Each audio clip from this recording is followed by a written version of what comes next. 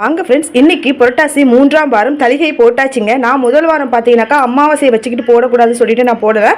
அதே போல் 2வது வாரம் ஏன் போடலன்னு பார்த்தீங்கன்னாக்கா, எம்பெருமான் கொலுவில் உட்காந்துட்டாருன்னா அவங்க கொடுக்குற அந்த மந்திரங்கள், ஸ்லோகங்கள், ஸ்தோத்திரங்கள், அது மட்டும் இல்லாமல் பிரசாதங்கள், இதுக்கு அவர் அப்படியே மயங்கி கொலுவிலே தாங்க இருப்பார். நம்ம படையலுக்கு வரவே மாட்டாங்கன்னு சொல்லுவாங்க. அந்த 9 நாளைக்கு வரவே மாட்டார்.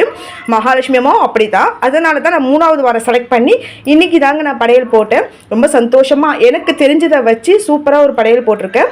உங்களுக்கு படையல் வீடியோ கண்டிப்பாக நான் ஈவினிங் போடுறேன். கண்டிப்பாக பாருங்கள், மிஸ் பண்ணாமல். அந்த 7 மலையை தாண்டி நம்ம எம்பெருமானுக்கு திருப்பதிக்கு போய் எப்படி படையல் போடுவோமோ அந்த மாதிரி நினச்சிக்கிட்டு நான் படையல் போடுவேன். எப்போயுமே நம்ம மனசால் எது நினச்சாலும் ஓகே தானேங்க, அது நம்மளுக்கு திருப்தியாகவும் இருக்கும் இல்லைங்களா? அந்த மாதிரி தான் இன்றைக்கி எல்லாமே செஞ்சுருக்காங்க. எப்பயுமே நான் 7 சாப்பாடு செய்வேன், இன்றைக்கி 5 சாப்பாடு செஞ்சுருக்கேன். ஏன்னா இங்கே பெருசாக யாருக்கும் கொடுக்க முடியாதுன்றதுனால நான் 5 சாப்பாடு செஞ்சுருக்கேன். நீங்கள் பார்க்க சொல்லவே தெரியும். தயிர் சாதம், பிஸ்மில்லாபாத், பிரிஞ்சி, லெமன் ரைஸு, புளி சாதம், அது இல்லாமல் வடை, பாயாசம், சுண்டல், சக்கரை பொங்கல் செஞ்சுருக்கேன்.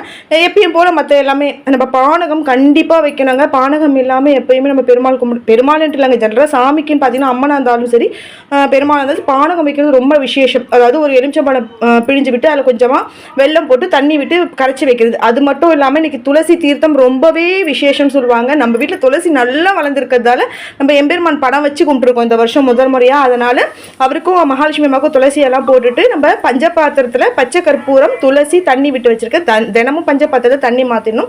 இன்றைக்கி 2 வகையான காய்கள் தாங்க செஞ்சுருக்கேன். என்னென்னு பார்த்தீங்கன்னா கொத்தவரக்காய் கண்டிப்பாக செய்யணுங்க. அதனால் கொத்தவரக்காய் தொக்கும் வாழைக்காய் வறுவல் பண்ணியிருக்கேன். வடை இன்றைக்கி ரொம்ப நல்லாவே வந்திருக்கு. எனக்கு வடை தாங்க பிரச்சனையாகவே இருக்கும், ஆனால் வடை இன்றைக்கி ரொம்ப நல்லாவே வந்திருக்கு. அவருக்கு பிடிச்ச மிளகு வடை தாங்க இன்றைக்கி அவருக்காக செஞ்சுருக்கேன். அவருக்கு தான் செஞ்சு நம்ம தான் சாப்பிட போகிறோம். இருந்தாலும் அது அவருக்கு படைச்சிட்டு சாப்பிட சொல்ல ரொம்ப சந்தோஷம் எனக்கு. அதோட எப்பயும் போல் நம்ம தேங்காய் உடைச்சி வெற்றிலை பாக்கு எல்லாம் வச்சு சாமி கும்பிட்டு முடிச்சாச்சு. கூடவே கையோடவே கிச்சன் க்ளீன் பண்ணி முடிச்சிட்டேன். இந்த வீடியோ பார்த்தீங்கன்னா நான் சமைச்சு முடிச்ச கையோடவே உங்களுக்கு எடுத்த வீடியோங்க. நான் காலையில் ரொம்ப சீக்கிரமாகவே எழுந்துட்டேன். ஒரு 4:30-5 மணி போல தான் எழுந்துட்டு கடகடன்னு முடிச்சாச்சு. நம்ம 9-10 ராகு காலம் கும்பிட முடியல. இப்போ தாங்க கும்பிட்டு முடித்தேன் பாருங்கள்.